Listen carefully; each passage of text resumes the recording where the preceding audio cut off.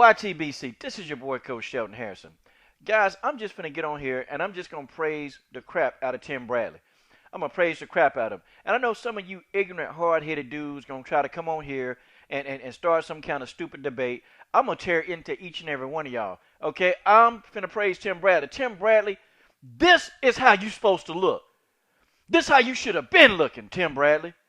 This is how you supposed to look in your fights. This is your style. You ain't no brawler. Tim, this is a great performance, man. I know y'all going to say, well, this is just against Bradley Rios. Shut up. Shut up. Tim Bradley looked phenomenal. I mean, he was using his foot movement. Tim was moving his head. Tim was bending at the waist, avoiding damage. I mean, this version of Tim Bradley could probably beat almost anybody in welterweight. This version could. Okay, this version could. I mean, it looked like an overglorified sparring match. I mean, Tim Bradley, pretty much, man, he did whatever he wanted to do in this fight. And even Tim kind of took it on the inside for a little bit, but I liked it. He went on the inside for a little bit, and then he got out of there. He got a couple of shots off, and he got out of there. I mean, you know, Tim Bradley had that jab in Rios' face, had his jab in his face all night long. But I also like what Tim Bradley did, man. Tim Bradley destroyed the body of Brandon Rios, and he invested in that body early, okay? He invested.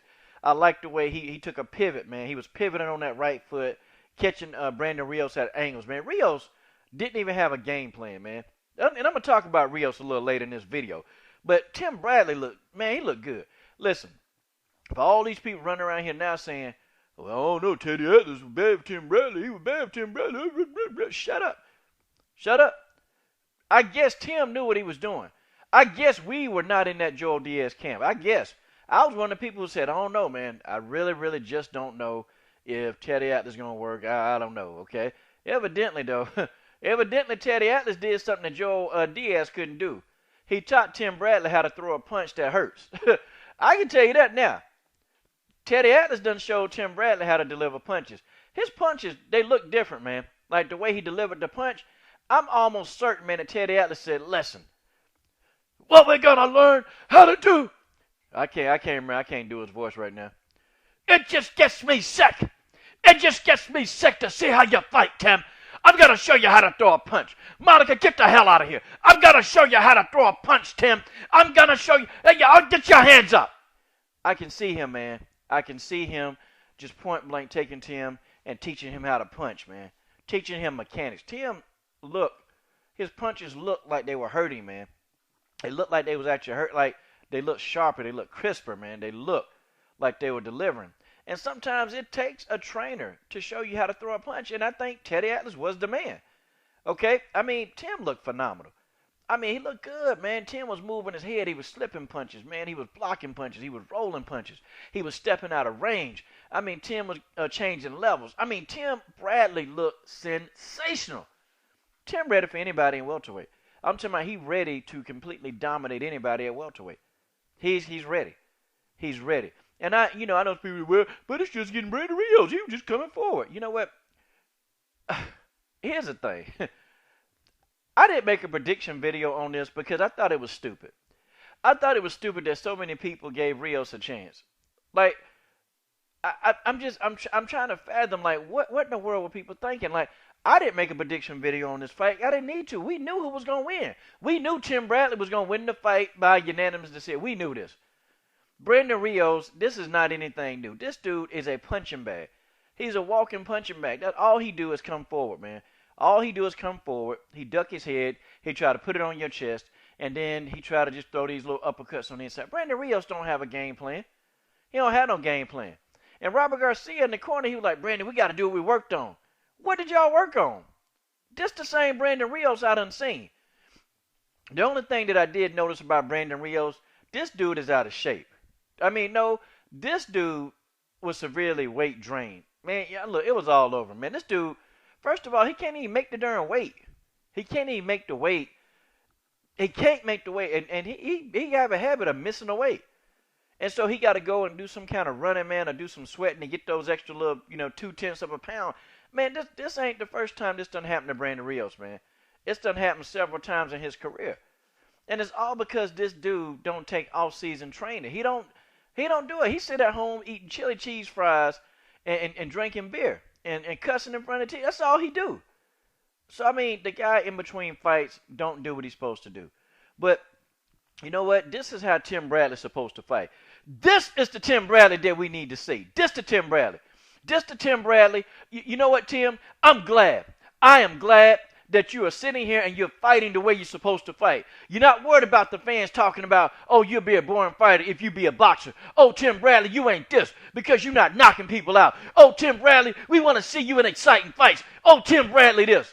No, Tim, I'm glad that you are sticking to the style that suits you because, Tim, that is going to make you, it's going to make you almost unstoppable.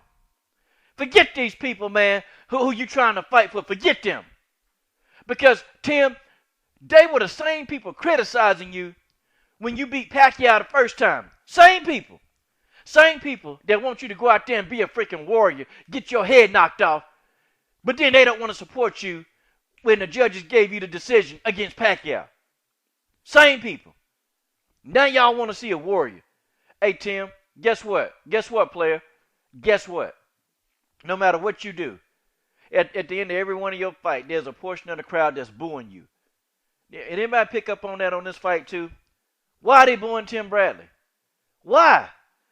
Why are some of the people in the crowd booing this dude?